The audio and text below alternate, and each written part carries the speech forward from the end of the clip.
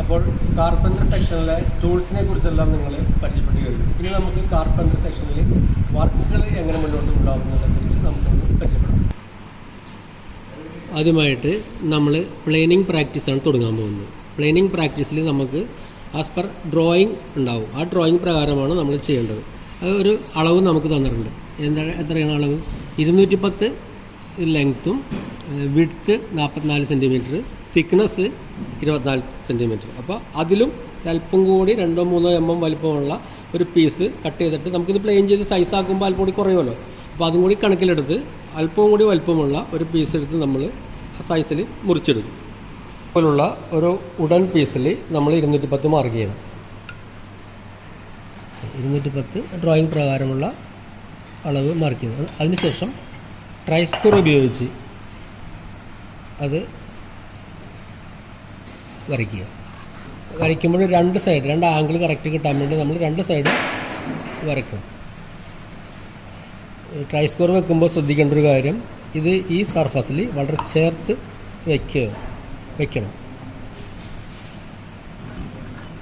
Okay,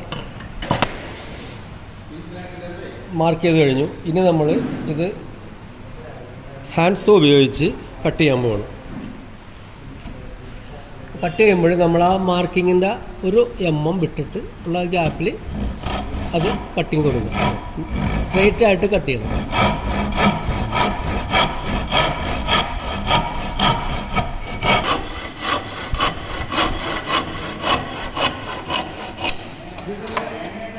അപ്പോൾ നമ്മൾ cut ചെയ്തെടുത്തു. അതിന് ശേഷം നമ്മൾ കാർപ്പൻറ്റേഴ്സ് വൈസിൽ വെച്ചിട്ട് അത് പ്ലെയിൻ ചെയ്യാൻ പോകുന്നു. പ്ലെയിൻ ചെയ്യുന്നത് എങ്ങനെയാണെന്ന് നമുക്ക് കാണാം. പ്ലെയിൻ ചെയ്യുമ്പോൾ ശ്രദ്ധിക്കേണ്ട ഒരു കാര്യം, ഇതിൻ്റെ ഗ്രെയിൻസ് നമ്മൾ എഗനസ്റ്റായിട്ട് വെക്കരുത്. ഗ്രെയിൻസ് എപ്പോഴും ഇതിന് പാരലായിട്ട് തന്നെ ആയിരിക്കണം. അല്ല എന്നുണ്ടെങ്കിൽ ഇത് പൊളിഞ്ഞു പോരാനും അതിൻ്റെ ഫിനിഷിങ് കിട്ടാതിരിക്കാനുള്ള സാധ്യത കൂടുതലായിരിക്കും. പ്ലെയിനിങ് പ്രാക്ടീസിലോട്ട് നമ്മൾ കടക്കുകയാണ്. മെറ്റൽ ജാക്ക് പ്ലെയിൻ ഉപയോഗിച്ച് നമ്മൾ പ്ലെയിൻ ചെയ്യുന്നു.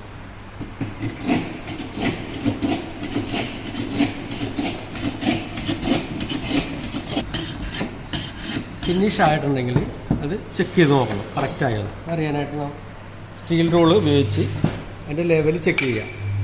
ഇങ്ങനെ ലെവൽ നമ്മൾ ചെക്ക് ചെയ്യുമ്പോൾ ഈ ഇതിൻ്റെ വിടവിലൂടെ ഗ്യാപ്പ് ഉണ്ടാവാൻ പാടില്ല. അതാണ് അതിൻ്റെ കറക്റ്റായിട്ടുള്ള ലെവൽ. 2 സൈഡിലും ഈ അറ്റം നോക്കുക, അതുപോലെ തന്നെ ഈ ഒരു അറ്റം വരെ അതുപോലെ തന്നെ നമ്മൾ ചെക്ക് ചെയ്യുക.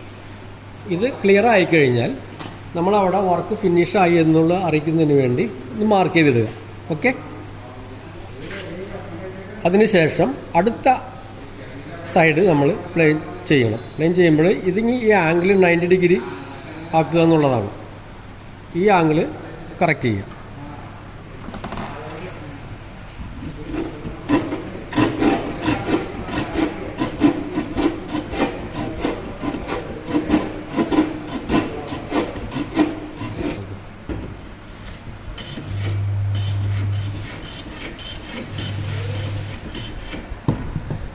ഇനി അത് ചെക്ക് ചെയ്ത് നോക്കുക ആംഗിൾ കറക്റ്റായെന്ന്.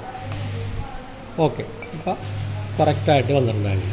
അപ്പോൾ ഈ 2 ആംഗിൾ 2 വശം നമ്മൾ ക്ലിയർ ആയി. അപ്പോൾ കഴിഞ്ഞ സൈഡ് നമ്മൾ ഇങ്ങനെ മാർക്ക് ചെയ്ത് ഇടുക. അപ്പോൾ ഈ 2 സൈഡും നമ്മൾ വർക്ക് ചെയ്ത് കഴിഞ്ഞു എന്നുള്ളതിന് ഒരു തെളിവ് കൂടിയാണത്. ഇനിയാണ് ഡ്രോയിങ് പ്രകാരം നമുക്ക് അളവ് മാർക്ക് ചെയ്യേണ്ടത്. എത്രയാണെന്ന് നോക്കുക.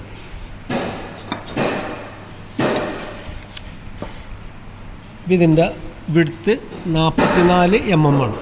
ഈ 44 mm സ്റ്റീൽ റോളിൽ മാർക്കിംഗ് ഗേജ് ഉപയോഗിച്ച്, മാർക്കിംഗ് ഗേജ് നേരത്തെ നിങ്ങൾ പഠിച്ചിട്ടുള്ളതാണ്. ഈ മാർക്കിംഗ് ഗേജിൽ 44 നമ്മൾ എടുക്കുക. 40, 44 എടുത്തിട്ട് സ്ക്രൂ പതുക്കെ ടൈറ്റ് ചെയ്ത് കൊടുക്കുക. എന്നിട്ട് ചെക്ക് ചെയ്യുക 44 തന്നെയാണോ. ഓക്കെ, 44 ചെക്ക് ചെയ്തതിന് ശേഷം ഈ സർഫസ് ചേർത്ത് വയ്ക്കുക. ചേർത്ത് വെച്ചിട്ട് ഇതുപോലെ മാർക്ക് ചെയ്യുക. ഇതുപോലെ മാർക്ക് ചെയ്യുന്നത് എന്തിനാണെന്ന് വെച്ച് കഴിഞ്ഞാൽ, സ്റ്റീൽ റൂൾ ഉപയോഗിച്ച് ഇവിടെ 2 പോയിൻ്റ് മാർക്ക് ചെയ്ത് നമ്മൾ വരയ്ക്കുമ്പോൾ സ്വാഭാവികമായിട്ടും പതുക്കെ അങ്ങോട്ടും ഇങ്ങോട്ടും തെറ്റാൻ സാധ്യതയുണ്ട്. അത് ഒഴിവാക്കാൻ വേണ്ടിയാണ് മാർക്കിംഗ് ഗേജ് തന്നെ ഉപയോഗിച്ച് നമ്മൾ ചെയ്യുന്നത്. 4 സൈഡും ഇതുപോലെ മാർക്ക് ചെയ്യുക.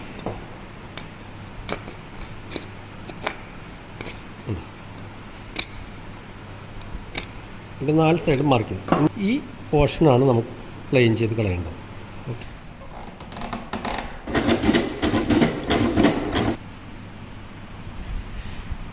ഈ മാർക്ക് ചെയ്തിരിക്കുന്നത് കഴിഞ്ഞിട്ട് ഇത്രയും സ്പേസ് കൂടുതലുള്ളത് കൊണ്ട് നമ്മൾ അത് മുഴുവനും പ്ലെയിൻ ചെയ്ത് കളയാതിരിക്കാനായിട്ട് ചിസൽ ഉപയോഗിച്ച് കുറച്ച് കട്ട് ചെയ്ത് കളയാം.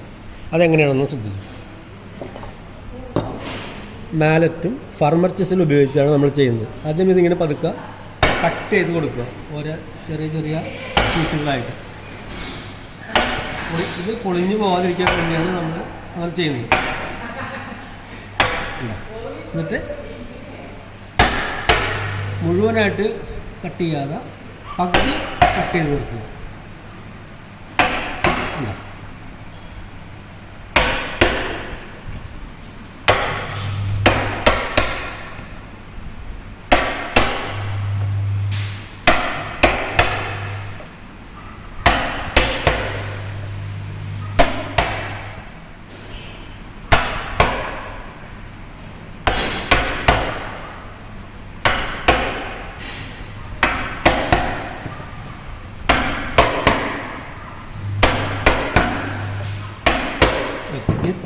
തിരിച്ചു വയ്ക്കും.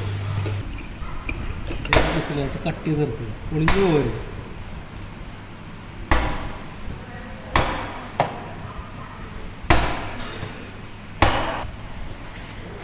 ഇനി ബാലൻസ് ഉള്ളത് നമുക്ക് പ്ലെയിൻ ചെയ്ത് ഫിനിഷ് ചെയ്യും.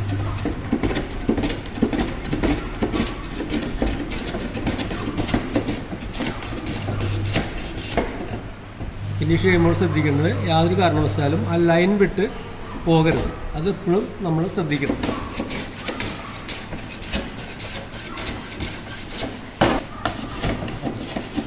ഇനി ഫിനിഷ് ആയതിനാണ് നമുക്ക് ചെക്ക് ചെയ്ത് നോക്കാം.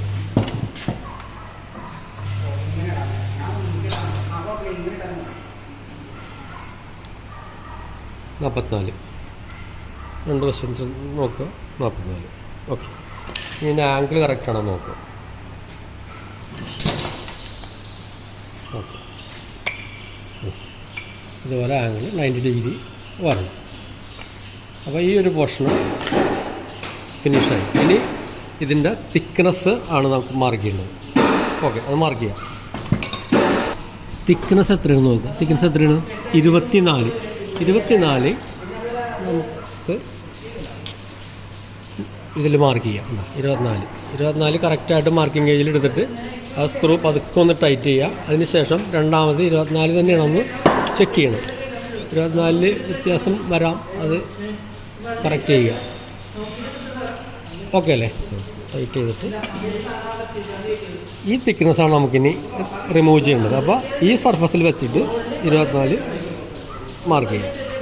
ഇതുപോലെ 4 സൈഡിലും മാർക്ക് ചെയ്യണം.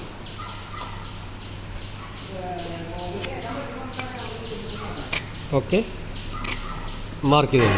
ഇനി ഈ പോർഷനാണ് റിമൂവ് ചെയ്യേണ്ടത്.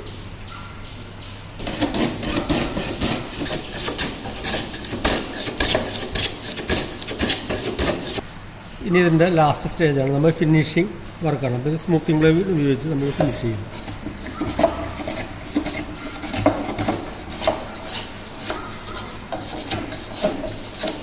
അതിനുശേഷം ആംഗിൾ കറക്റ്റാണോ എന്ന് ചെക്ക് ചെയ്യും. ഈ ആംഗിൾ ഉണ്ടാ കറക്റ്റല്ലേ? രണ്ടളവും ഒരേപോലെ വന്നു കഴിഞ്ഞപ്പോൾ ആംഗിൾ കറക്റ്റായി. ഓക്കെ, അപ്പോൾ 4 ആംഗിളും നമ്മളുടെ കറക്റ്റായി. അപ്പോൾ ഈ ഡ്രോയിങ് പ്രകാരമുള്ള അളവ് നമുക്ക് കിട്ടിക്കഴിഞ്ഞു. വേണമെങ്കിൽ നമുക്കതൊന്ന് ചെക്ക് ചെയ്ത് നോക്കാം. അതിൻ്റെ വിഡ്ത്ത് എത്ര പറഞ്ഞാണ്? 44. ഓക്കെ, 44. തിക്നെസ് 24. ലെങ്ത്ത് എത്രയാണ്? 210. അപ്പോൾ ആ പറഞ്ഞ പ്രകാരമുള്ള സൈസ്. ഇങ്ങനത്തെ ഒരു വർക്കാണ് ഫസ്റ്റ് എക്സസൈസായിട്ട് നിങ്ങൾ ചെയ്യേണ്ടത്. ഓക്കെ.